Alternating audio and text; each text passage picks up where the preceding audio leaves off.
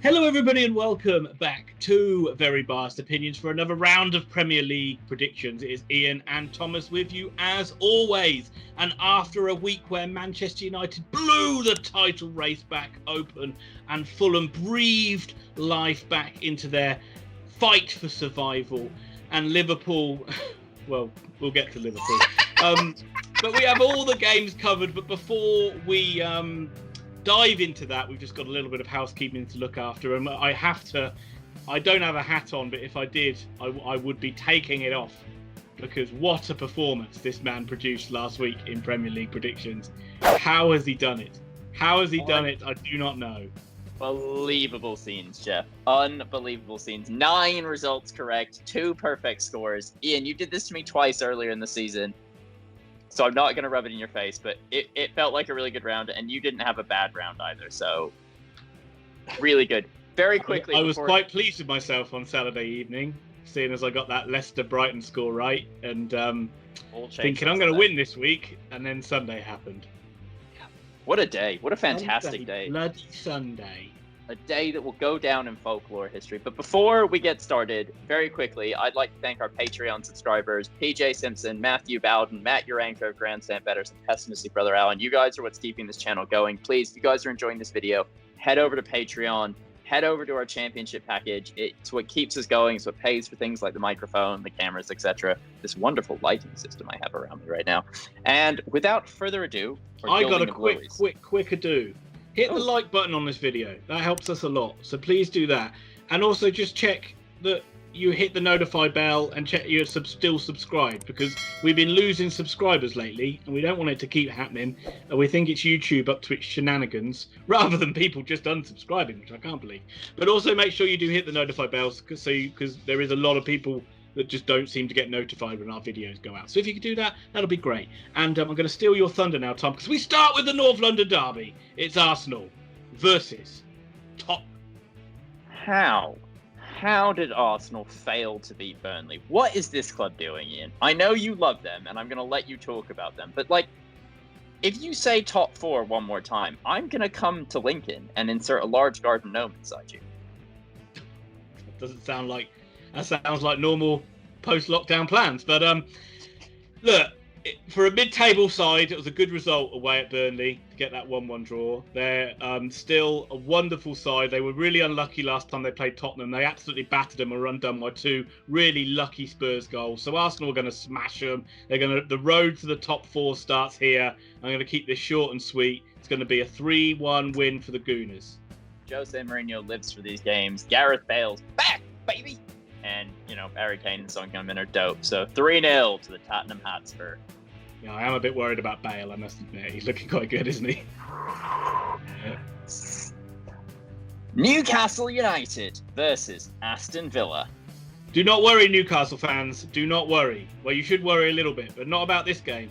Because whatever I pick for Aston Villa, the opposite happens. And I am going for a Villa win here. So that was almost guarantees that you are going to get that precious win that you need. But for fuck's sake, how can you not beat West Bromwich Albion? That is absolute joke. It's all falling apart behind the scenes. But Villa are going to be too strong and too organised for this Newcastle side. They're going to beat them 2-0. Is Jack Grealish back full-time? Is my first question for you. Well, he's a full-time player. Is he fit? He's not like part-time and then works for Deliveroo on his days off. He's definitely not 9 to 5. I don't think he is. He was obviously still sat in the stands for the last game. I don't think they're going to risk him unless they have to. But if he is, I don't think he's going to play the full game. You can see it hurts Villa. Against Wolves, they didn't have a huge amount of attacking intent. For some reason, my brain is blanking on whether he played. You're saying he didn't, which makes a ton of sense. Newcastle, I predicted 0-0. You're a garbage side. You don't know how to score goals. You are going to lose to Villa 3-0. Leeds United versus Chelsea. Leeds United, a club that everyone is going to be calling for Marcelo Bielsa's head for, because apparently Leeds are a top 4 club. Now, the media seem convinced of this, and a large contingent of their fans seem convinced of it. The rest of us, who saw them just get promoted, think 11th place and one of the highest scoring teams in the league is good enough, but I don't know what I'm talking about, clearly. Chelsea under Tuchel are an absolute German machine. They are boring as hell, and they're just going to keep winning games. And that's not me attacking you, Chelsea. You are boring as hell, but you keep doing it. And I wish Man United did that. We'd be much higher up the table right now. So, Chelsea to beat Leeds 2-0. I just want to say how that stat you talked about for Leeds beforehand, and I'm not sure if you can even remember it, but it was such an obscure stat that Tom found from the BBC that it just reminded me of just like how, honestly, if you go digging hard enough, you can find stats to back up any argument. The stat was that they were about to lose their third home league match in a row for the first time since they lost 4 under Heckingbottom, and he was sacked and Bielsa replaced him, which is just a clear stat that they're trying to use to say Bielsa should leave, because 11th in the Premier League is bad for a newly promoted club. I'm going to say that noose is absolutely tightening around Bielsa's neck. And you feel this is just going to be perfect for Tuchel, this game, isn't it? You can just literally pick them off. I'm going to go for the same score as you, because I just think that's the maximum amount of goals I ever want to score is 2-0.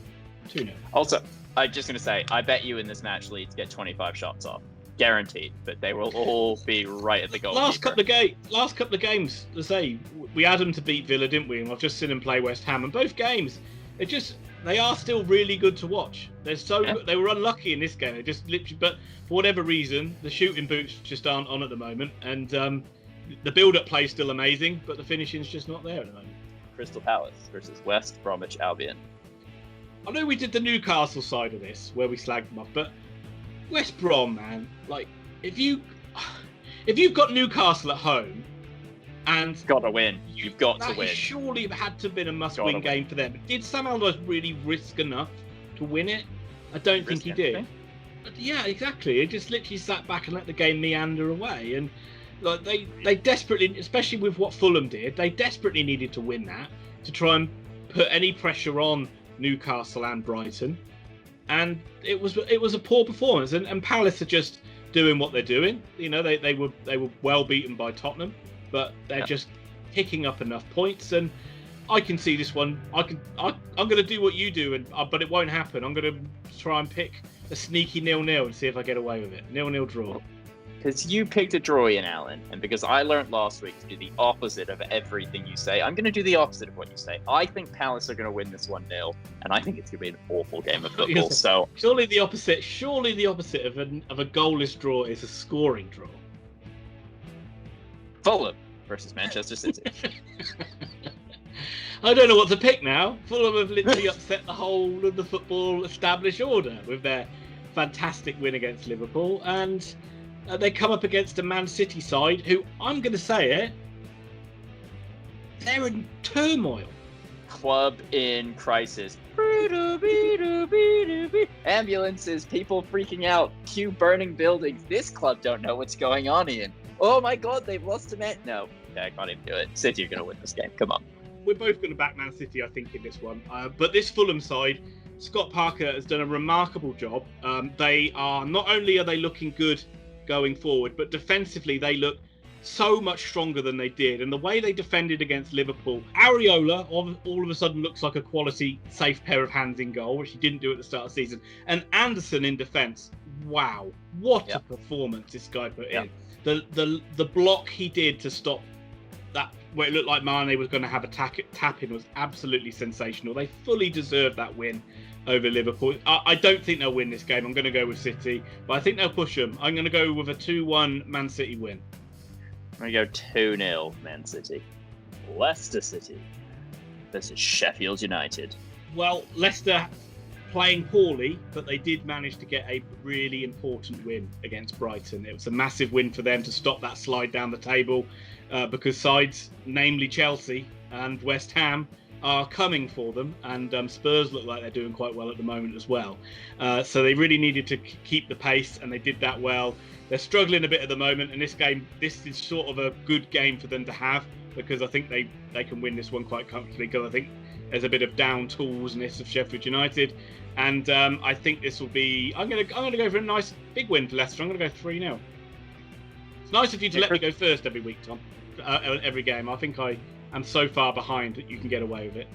I'm just going to say also, I don't know if you've known, but I've predicted a clean sheet for one team in 5 straight games, so I should probably start doing that, but I won't be doing that here. Chris Wilder's need to come out and said a bunch of the players this club need to leave.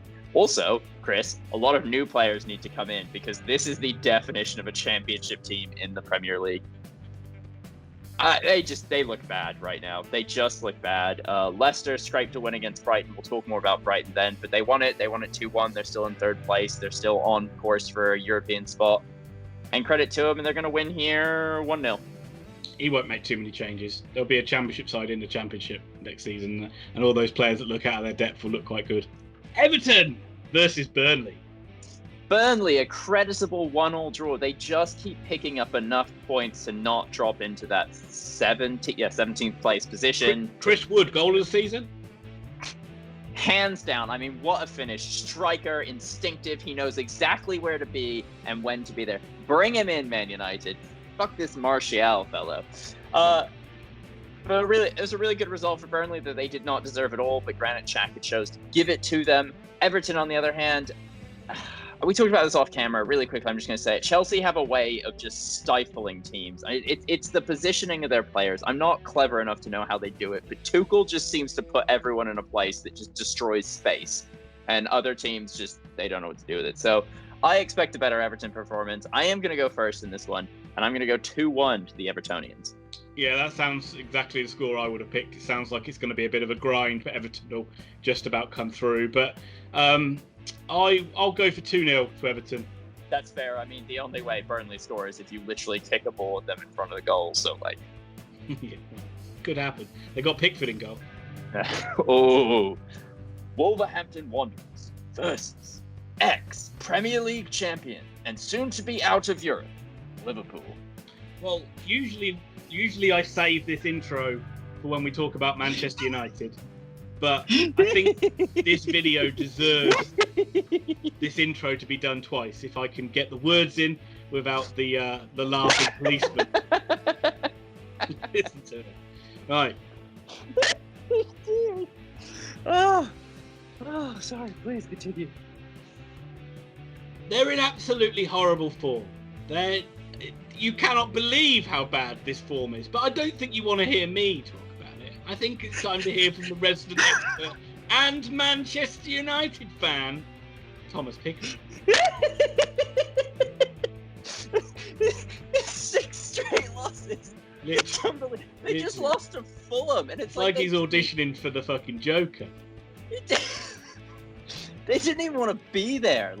They look like they've phoned in the rest of the season. They've decided that European football for next year, they're going to get it because they're going to win the league. They're going to win the Champions League anyway. So let's just play out the rest of the year, put about 5 seconds of effort in. Mo Salah looks like he's on his way. At least 3/5 of the Liverpool defense are championship quality players. Honest to God.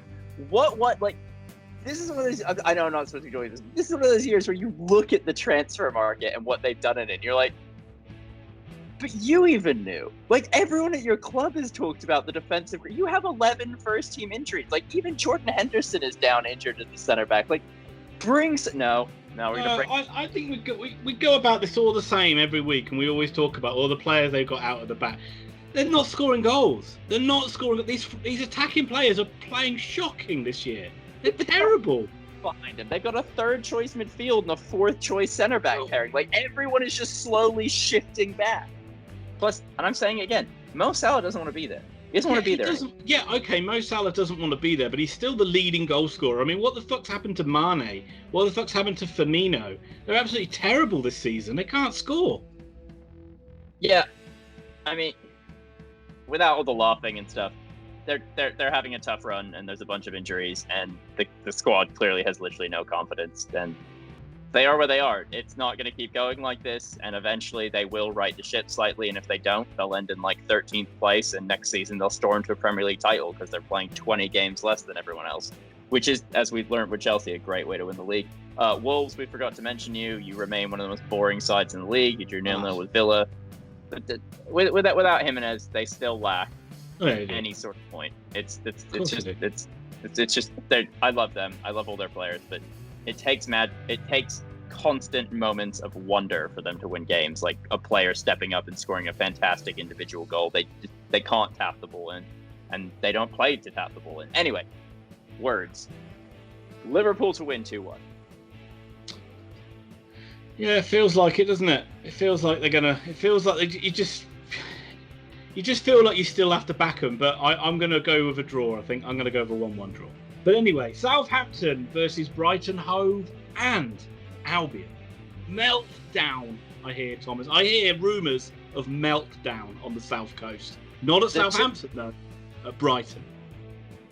The chips are down. The truth is in. Brighton and Hove Albion are in serious trouble. They've dropped down. They're now equal on points with the Fulham side that we said were dead and buried for like the last 8 months. But Brighton have refused to win games. Even when Adam Lallana turns up and scores a great goal, this club refuses to put any effort in anywhere else. They lose to a lost second goal. They are basically 9/10 of a championship side, are they not? They've only got themselves to blame. I said this the other week. They've only got themselves to blame. That's 3 Premier League games in a row they should have won, hands down. And they've managed to lose every single one of them from winning positions. And that is basically 9 points and safety that they've thrown away. And now they're right back in turmoil again. Saints were in absolute turmoil, but they had the points banked up from earlier on in the season, as we talked about. They only needed to get a couple of wins. What do you know? Sheffield United rolls around at the right time to guarantee 3 points. They got the 3 points, and all of a sudden it looks like it's going to be a nice, easy end to the season for Southampton. We're going to see the return of the draw kings here, and I'm going to go for a 1-1 draw again. Yeah, I'm copying you. It's a 1-1 draw. For me, Brighton are in serious trouble at this point. I don't know where the points are going to come from. And this is one of those clubs that, like, I know I'm talking about them a lot, but when they play Sheffield United, I don't think they'll beat a Sheffield United. They seem to beat the big boys, and they seem to be much better when they don't touch the ball. They get a lucky goal from somewhere, and they can basically defend for their lives. They are bad at beating sides lower down the table. And a side like Southampton they're going to run them ragged. And I agree, it's a 1-1 draw, but Brighton could be in the relegation zone if Fulham pull off a shock here. Like it's just nuts. It's just nuts. Absolutely. Yeah, it could be. I mean, and as I say, they've only got themselves to blame. Wish only we could afford to have the chorus of trumpets to play behind after that magnificent performance last weekend. We come into the main event, but is there going to be a sting in the tail because the old boss comes back to maybe haunt Old Trafford? It is time for the main event. Manchester United versus West Hammersmith United. Let's get it out of the way, folks. What an incredible win that was for Manchester United Football Club over Man City. Put them back in their place. Those noisy neighbours, as Fergie used to say. But you don't want to hear me talk about it. You want to hear again from the resident expert and Manchester United fan, Thomas Pickering.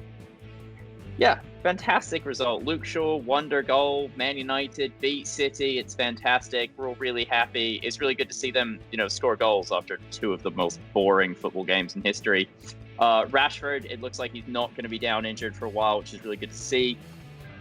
Could really use Edinson Cavani back despite Martial finally turning up in a game, and he deserves some actual plaudits for trying. It looked like he actually tried, and Man United were much better for it. United, I don't know how he beat City 2-0. Man City apparently... To be fair to Martial, you could have taken him off after 30 seconds, and he'd done everything he'd done in the game. Yeah, what we needed. But City couldn't put a ball in the back of the net, and I'm going to sound like the most miserable, boring fan here when I talk about the fact that I worry about Man United side against this West Ham side. I worry about a Man United side that had like 12% possession against City and gave up so many shots, and City hit the bar, and now we're coming up against a West Ham side that, Ian, I think actually you should describe what they look like when they attack, because you used a very good descriptive term earlier. A throwback Man United? Literally. Yeah, that's exactly I was watching them today against Leeds, and I know Leeds are an insanely open side, so they make any side attacking against them look automatically a lot better. But when I see players like, and obviously he's just got Lingard playing so well at the moment, and Ben Rama gets better every single week, and then you've got Bowen and Antonio. You just got so much kind of pace and movement that it does remind me of like the throwback days of Man United with 2 wingers steaming down the sidelines, putting ball after ball after ball in the box. And this is going to be a tough game for Man U. Their away form is remarkable. The home form is not very good, and West Ham have got nothing to lose. The only thing will be whether Moisey truly believes he can win there. is probably the only factor I can think of why West Ham won't have the belief. I mean, this is it. It's David Boy's record against the top six everywhere he's ever been, including this West Ham side. We're doing fantastic now. He just doesn't seem to ever think he can beat them, so he doesn't go out to beat them. And I think United are going to win this 2-1. I think it's going to be a really tough game. I think if you're a Man United fan and you we'll be lucky to come out of this game feeling really positive about ourselves. But again, second place in the league, just beat top of the league and possibly a side that will go down as one of the best attacking runs in history. And, in Bruno we trust. 2-1 to United. Yeah, let's not also forget that I know scoring goals has been a problem, but the Manchester United defence has been pretty good for Man United of late. They've looked pretty solid at the back, and that will hold them in good stead in this game. God, am I really going to end with 3-1-1s in a row? I think I probably am. I just see this one being a draw, 1-1. And what happened to you last time you didn't back Man United? Remind me. Did you get that does come off the back of me backing them and then them letting me down that way as well. So I don't seem to be able to get them right, whatever I do.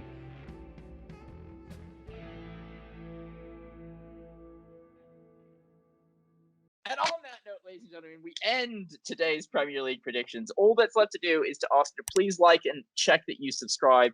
We love having you guys on here. Check out our Patreon. Check out our affiliates. Check out Grandstand Betters. They're a fantastic tipster website. They're fantastic. We do things with them. Check them out on a Friday evening when we even do a collaboration video. We love you. We miss you. We hope to see you tomorrow. And remember, we live stream every Saturday at 2:45. If you enjoyed this and you think you might enjoy more, 2:45 on a Saturday. I'll talk about every game you care about. Ian will talk about Oxford United.